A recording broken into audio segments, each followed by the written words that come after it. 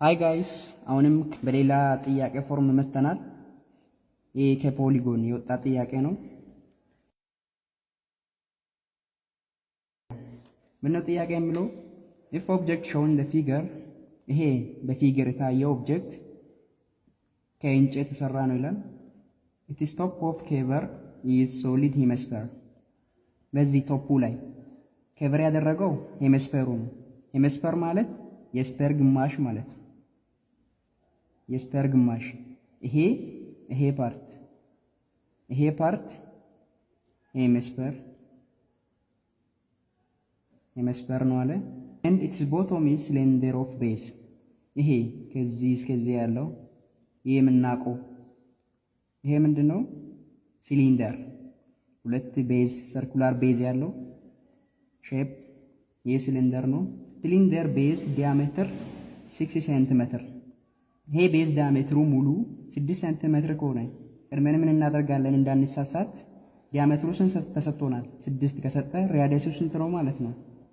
3 ሴንቲሜትር ራዲየስ ተሰጥቶናል እና ሄይት 12 ሴንቲሜትር ከዚህ ሙሉ ያለው ከዚህ እስከዚህ ያለው ሄይት 12 ሴንቲሜትር ነው።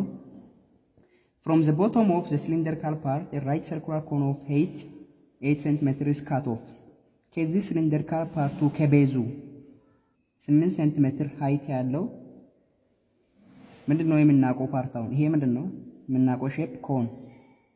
ይሄ ሲሊንደር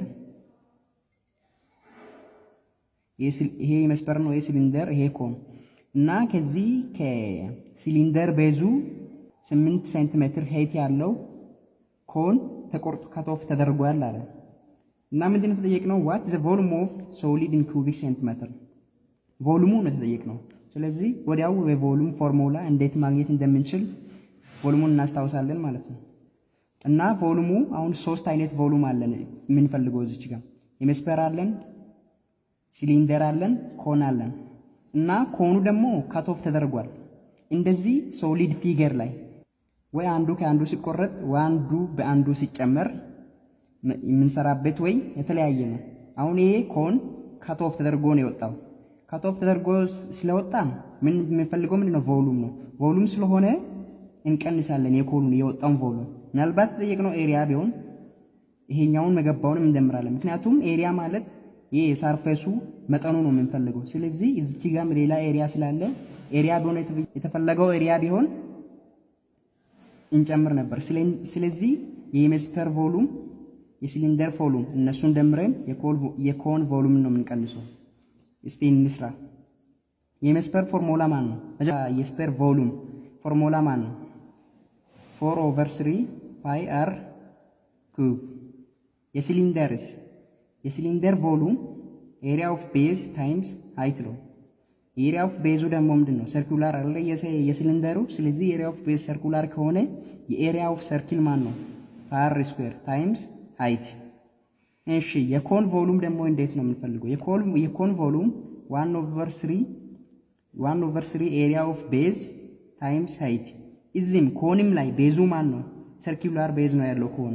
ስለዚህ ሰርኩላር ቤዝ ከሆነ ኤሪያው የኮኑ ቤዙ የኮን ቤዝ ኤሪያ ሰርኩላር ከሆነ የሰርኩላር ኤሪያ ፎርሙላ ማን ነው? ፓር ስኩዌር ታይምስ ሃይት። እዚህ ጋር 1/3 አለ። ስለዚህ የኮን ቮሉም ፎርሙላ ነው።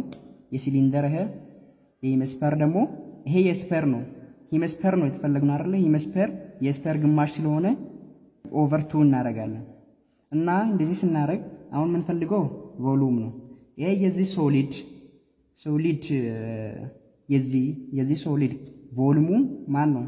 የሄሚስፌር ቮሉም ኦፍ ሄሚስፌር ሲደመር ቮሉም ኦፍ ዋት ሲሊንደር ሲቀነስ ቮሉም ኦፍ ዋት ኮን ተቆርጣ የወጣ ኮን ማለት ነው። ስለዚህ የሄሚስፌር ቮሉሙ 4/3 pi r cube over 2 ይሄ ምን ማለት ነው? 4/6 pi r cube ይሄ ደግሞ ስናቃለው 2/3 pi r cube ነው። ስለዚህ 2 pi r 2/3 pi r cube አራችን ማን ነው? ራዲየስ። አሁን እዚች ጋር ያለው ራዲየስ ሲሊንደር ላይ ከላይም በኩል ያለው ሰርኩላር ፓርቱና ቤዙ ኢኳል ስለሆነ እዚች ጋር የምናገኘውም ራዲየስ እዚህም የምናገኘውም ራዲየስ ኢኳል ነው። ስለዚህ እዚህም 3 ሴንቲሜትር ነው፣ 3 ሴንቲሜትር ነው። ስለዚህ ራዲየሳችን ማን ነው? እየፈለግን ያለው ነው ይሄ መስመር ነው። ራዲየስ 3 ነው። 2 ፓይ አር 3 ኪዩብ 27 ኦቨር 3 ይሄ ስንት ይመጣል? 2 ፓይ ታይምስ 9 18 ፓይ ማለት ነው። ይሄ የማን ነው? የመስመሩ ቮሉም ነው 18 ፓይ። አንድ አሁን የማን እንፈልግ? የሲሊንደር ቮሉም። የሲሊንደር ቮሉም ኤሪያ የሲሊንደር ቮሉም ፎርሙላ ማን ነው? ፓይ አር ስኩዌር ታይምስ ሃይት ፓይ አራውንም ማን ነው? የሲሊንደሩ ራሱ ነው። አር የሲሊንደሩ ማን ነው? 3 ስኩዌር ሲሆን 9 ፓይ ታይምስ 9 ታይምስ ሃይቱ ደግሞ ማን ነው? የሲሊንደር 12። ስለዚህ ፓይ ታይምስ 9 12 ይሄ ስንት ይሆናል? 12 ሲባዛ 9 8 1 108 ማለት ነው። ስለዚህ 108 ፓይ። እሺ አሁንም ቮሉም ኦፍ ኮን አሁን እንፈልግ። የኮኑ ቮሉም ፎርሙላ ማን ነው? 1/3 ፓይ አር ስኩዌር ታይምስ 8። እሺ 1/3 ፓይ አራችን ማን ነው? 3 3 ስኩዌር 9 ታይምስ የኮኑ ሄት ደግሞ ስንት ተሰጥቶናል? 8። ስለዚህ 3 በ9 ሲጠፋ 3 ታይምስ 8 ፓይ ይሆናል 24 ፓይ። እሺ 24 ፓይ ይሄ ስንት ነው? 24 ፓይ። የመስመሩ ቮሉም ስንት ነው?